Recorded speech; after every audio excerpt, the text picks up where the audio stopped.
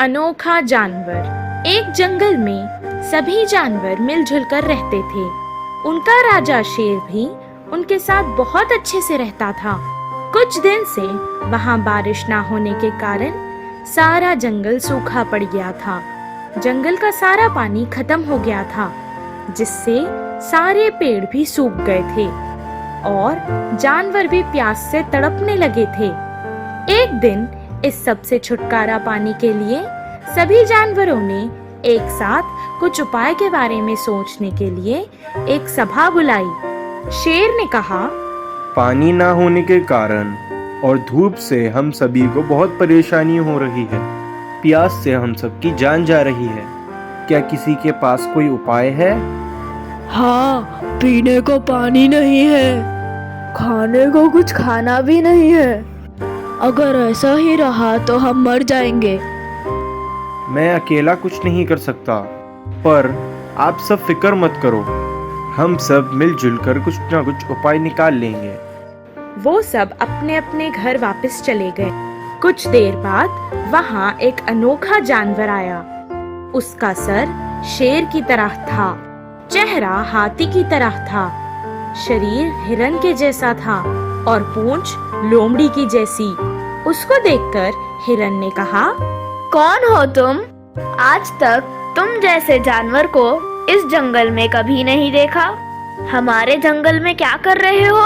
पहले ही हमारे पास पीने को पानी नहीं है, ऊपर से तुम आ गए यहाँ रहने। चले जाओ यहाँ से, तुम यहाँ नहीं रह सकते। मैं यहाँ तुम सबकी परेशानी दूर करने आया हूँ। ये सारी बातें जब लोमड़ी ने सुनी तो उसने कहा, हाँ, तो तुम हमारी परेशानी को दूर करोगे? कौन हो तुम, भगवान? किसी की परेशानी दूर करने के लिए उसके जैसा दिखना जरूरी नहीं, सिर्फ अकल की जरूरत होती है, जाति की नहीं। तुम कहना क्या चाहते हो? हमारे राजा जी के पास दिमाग नहीं है? तुम्हारी इतनी हिम्मत? तुम रुको तो जरा, मैं अभी ये बात राजा जी को बताती हूँ। इतना कहकर लोमड़ी वहाँ से भाग गई। अनोखा जानवर तुरंत पास के एक बड़े से जंगल की नदी के पास गया और वहाँ से एक छोटी सी नदी उस सूखे जंगल की ओर ले आया, जिससे सूखा जंगल अब पानी के कारण वापस हरा भरा हो गया। जैसे ही सारे जानवरों ने ये देखा तो उसके पास आए और खुशी खुशी उसके आसपास घूमने लगे। शेर भी वहाँ आ गया और कहने लगा, आहा, हमारा जंगल फिर से हरा भरा हो गया। कितना अच्छा लग रहा है सब कुछ। अब हमें डरने की कोई बात नहीं है, सब कुछ ठीक हो गया है। जाओ, अब तुम सब खुशी खुशी रह सकते हो। पर जाने से पहले एक बात तो बताओ, ये सब हुआ कैसे? मैं ही हूँ महाराज, ये सब मेरे ही उपाय के कारण हुआ है। क्या कहा तुमने? तुम? पर तुम हो कौन और यहाँ क्या कर रहे हो? तुम्हें आज से पहले तो इस जंगल में कभी नहीं देखा। तुम इतने अजीब दिखते हो। तुम किसके दोस्त हो? आखिर कौन से जानवर हो?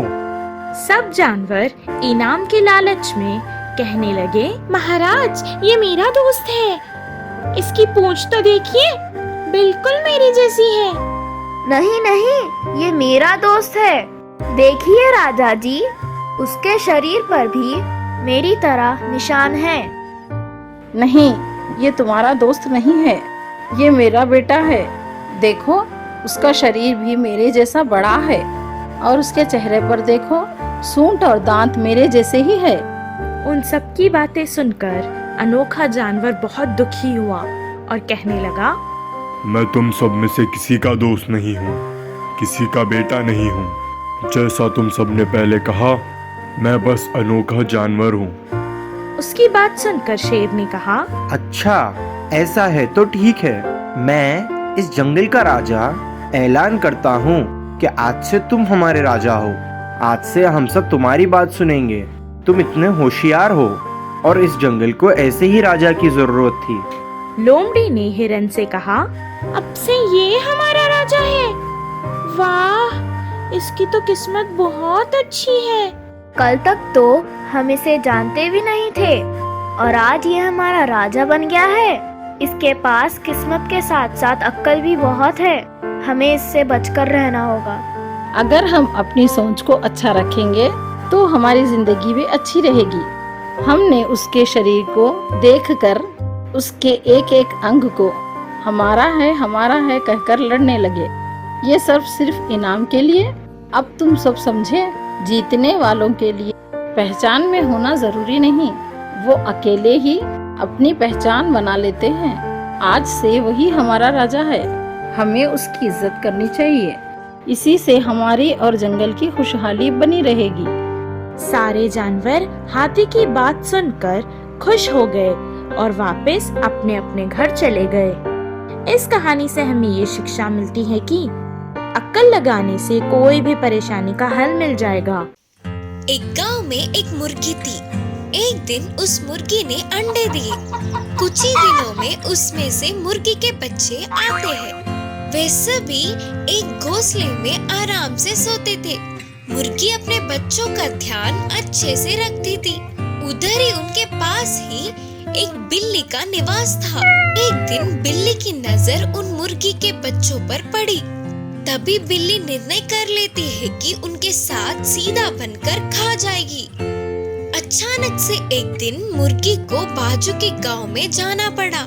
सारे बच्चों को बुलाकर मुर्गी ने कहा, ध्यान से रहना, किसी पर भी पूरा विश्वास मत करना, मिलजुल कर रहना सब। बोलकर मुर्गी गांव चली जाती है। मुर्गी का जाना बिल्ली देखती है। वह किसी भी तरह रात में आकर उन्हें खा जाने की सोची और फिर धीरे से मुर्गी के बच्चों के पास आकर पूछती है कि मुर्गी के बच्चे, इस रात को तुम लोग कहाँ सोओगे? हम सब हमारी माँ की बनाई हुई घोंसले में सोएंगे। बोलकर जोर से एक बार में बोलते हैं। मुर्गी के बच्चों के ऐसे बोलते ही बिल्ली खुशी से वहाँ से चली जाती है। उसके जाते ही मुर्गी के बच्चे आपस में बात करते हुए बोले कि माँ ने कहा था ना कि किसी पर विश्वास मत करो, इसीलिए हमें ध्यान से रहना चाहिए करके सोचते हैं। उस रात के लिए वे अपने घोंसले में खाटों को बिछाकर बाहर आकर चूल्हे के पास सो जाते हैं। पूरी रात होने के बाद बिल्ली आकर घोंसले में घुसती है तो उसके पूरे मुंह में खाटे छुप जाते हैं। वह रोती हुई वहाँ से चली जाती है। अगले दिन बिल्ली फिर से आकर पूछी, मुर्गी के बच्चों, आज की रात को कहाँ पर सोओगे? माँ की बनाई हुई चूल्हे में सोएंगे। बिल्ली के बारे में जानने वाले मुर्गी के बच्चे चूल्हे में कोयला रखकर घास के ढेर में सो जाते हैं। रात को बिल्ली के आकर मुंह लगाने पर कोयले में आग लगकर उसका मुंह जल जाता है। फिर भी जिद न छोड़ने वाली बिल्ली अगले दिन आकर बोलती है कि मुर्गी के बच्चों, तुम लोग मुझे झूठ बोल रहे हो ना? सच बोलो, मैं तुम लोगों के लिए रात को खाने के लिए भोजन लाती हूँ। तुम्हारी माँ गाँव गई है ना, तो मैं तुम्हारा ध्यान रखूंगा। आप बोलो बच्चों, आज कहाँ पर सोएंगे? ठीक है, फिर हम सच बोलते हैं। हम उधर उस घास के ढेर में सोते हैं।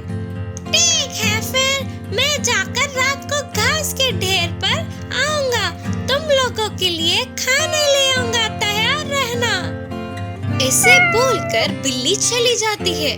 उसके जाते ही मुर्गी के बच्चे उसके मुंह पर कांटों के छुपने का निशान और जले हुए घाव है। ये हमें मार के खाने आ रही है।